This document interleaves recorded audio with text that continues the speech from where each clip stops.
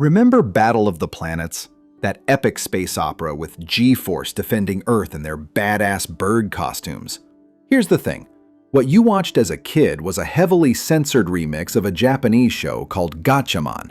And I mean heavily.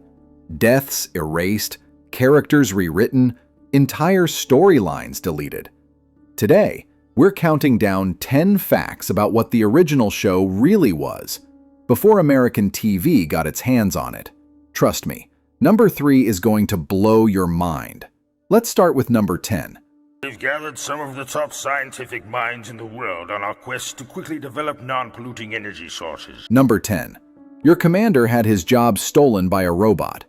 Remember Chief Anderson, the dignified leader who gave G-Force their missions? In Gatchaman, his name was Dr. Nambu, and he was way more hands-on. A strategic mastermind who actually led the team through complex operations. But when Battle of the Planets adapted the show, they deliberately cut or shortened most of his early scenes. Why? To give 7 Zark 7 more screen time. Sometimes we are 5, sometimes only 1. That's right. The annoying robot narrator you probably fast-forwarded through, he literally replaced a fully developed human mentor. Imagine if Star Trek fired Captain Kirk so a comedic droid could recap the plot every 5 minutes. Dr. Nambu went from commanding authority to background extra, all so American producers could pad episodes with original footage they controlled. This is Gatchaman, currently on patrol. Over. Number 9. Tiny's entire family was deleted and replaced with Captain Jack. You probably remember Tiny Harper as the lovable big guy who piloted the Phoenix. Orphan, just like the rest of G-Force, bonded by tragedy and duty. Except that's completely made up. In Gatchaman, Ryu, the original Tiny, had a father and a brother who appeared on screen throughout the series. He wasn't an orphan. He had a whole family. Look at those impudent brats. Now watch me while I finish them off for good this time. Battle of the Planets erased them.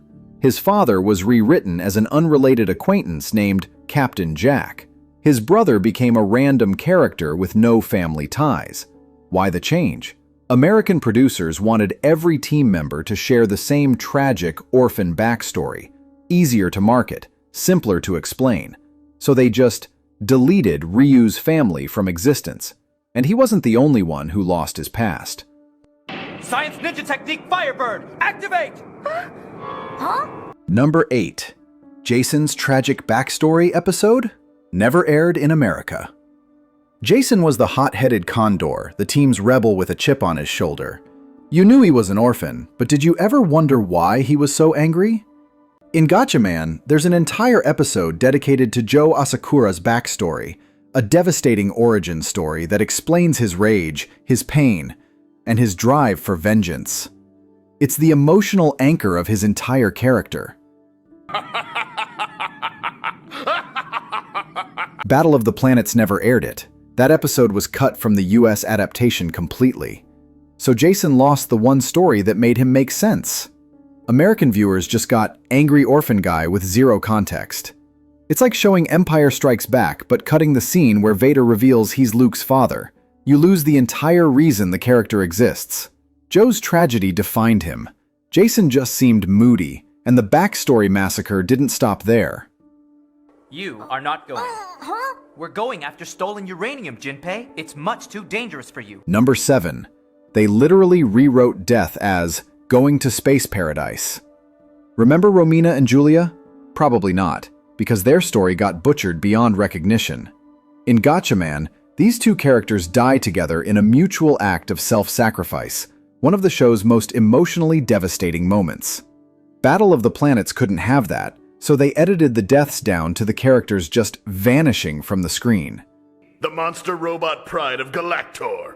I'll be polite and ask you for your names before I slaughter you. Then 7 Zark 7 shows up to explain that a shooting star carried them off to a paradise in space, where presumably they're sipping cosmic margaritas forever. The entire tragedy, erased. The sacrifice, meaningless. The emotional payoff, replaced with a robot telling kids not to worry because everyone's fine in Space Disneyland. This wasn't a one-time thing either. It was policy. You want me to investigate what's behind this, right? And I'm absolutely certain the Galactor must be involved here. Number 6. Every civilian death was replaced with "they evacuated." Gatchaman didn't pull punches. Cities got destroyed. Civilians died. The stakes were real, and the show made you feel the weight of every battle. Battle of the Planets looked at that and said, absolutely not. According to my investigation, Galactor possesses formidable scientific powers, and their goal is world conquest. Every single civilian casualty was edited out, and whenever mass destruction happened on screen, 7 Zark 7 would pop up to cheerfully announce that everyone had been evacuated just in time. Every single time. Skyscraper collapses? Evacuated. Island explodes? Evacuated. Spaceship crashes into a crowded plaza? Believe it or not, evacuated. If they couldn't remove the deaths entirely, they pushed them off screen or softened the impact so it would not distress children. The result? A show where the heroes fought consequence-free battles against an enemy who apparently never hurt anyone, which made the Fiery Phoenix transformation weird. Ken, you've got to stop him! Stop! Number 5. The Fiery Phoenix was way more lethal than you remember. That moment when Princess transformed the Phoenix into a blazing firebird and tore through enemy forces? In Gatchaman, that maneuver was devastating. We're talking flames, explosions, and enemies getting incinerated in real time. It was brutal, spectacular, and absolutely not safe for American Saturday morning TV.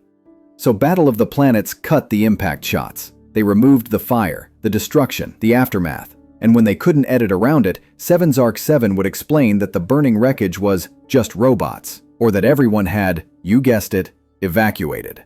The Fiery Phoenix went from a weapon of apocalyptic fury to a pretty light show with a body count of 0. Except we all knew. Deep down, we knew Princess was torching everything in her path. They just wouldn't let us see it. But the censorship went deeper than explosions. You don't need to worry about me at all. Now, be brave like you were when you thought I was Galactor. Number 4. They removed blood, syringes, and knocked out teeth frame by frame. Battle of the Planets hired editors to comb through Gatchaman and remove anything remotely graphic. And I mean anything. A shot of Dr. Nambu cutting his hand? Gone. Jinpei crashing face first into a post? Cut. A hallucination sequence involving a syringe? Deleted. Close-ups of Galactor soldiers getting their teeth knocked out in a fight? Frame by frame removal. This wasn't about violence. It was about sanitizing reality itself. The original show treated its characters like people who could bleed and hurt. The American version treated them like indestructible action figures. Even minor injuries were too much for the censors. They wanted a space opera with 0 consequences, 0 pain, and 0 stakes. Demolish the God Phoenix immediately. Do not worry about a thing, sir. Number 3. Princess and Mark's romance was fake. Remember the sweet dynamic between Mark and Princess? How they clearly had feelings for each other, and he'd actually acknowledge it with those lingering looks and protective moments? Pure Hollywood romance, right? Except in Gatchaman, June's feelings for Ken were completely one-sided. She was into him. He either didn't notice or flat out wasn't interested. That unrequited tension added real emotional complexity to the team. Battle of the Planets looked at that messy, realistic dynamic and said too complicated, so they rewrote it. Mark openly reciprocates Princess's feelings in the dub, turning their relationship into a mutual, clean-cut romance. No awkwardness, no rejection, no emotional stakes. Just two pretty people who like each other back, because American audiences apparently couldn't handle the idea that the hero might not be interested in the girl. But what other choice do we have? If we don't go for it, there's no hope. The Science Ninja team will be wiped out along with this monster turtle. Number 2. Mark's father died a hero, then he didn't. This is the big one. In Gatchaman, Ken's father, Red Impulse, dies in a deliberate act of self-sacrifice, a devastating climax that defines the entire series. It's heroic, tragic, and unforgettable. Mark even visits his grave in a heartbreaking scene that should have been one of the show's defining moments. Battle of the Planets rewrote the whole thing.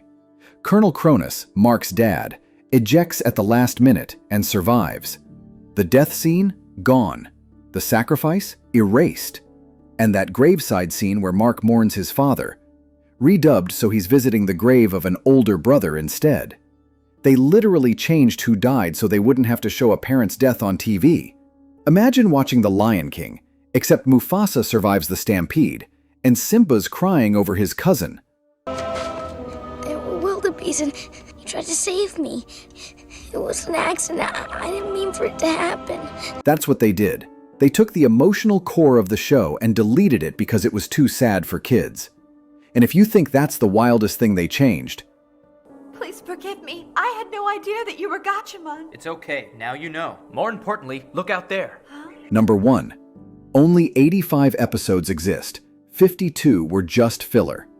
Here's something most fans don't know. Battle of the Planets produced 85 episodes for syndication, but Gatchaman only had 105 episodes worth of usable content, and not all of it made the cut.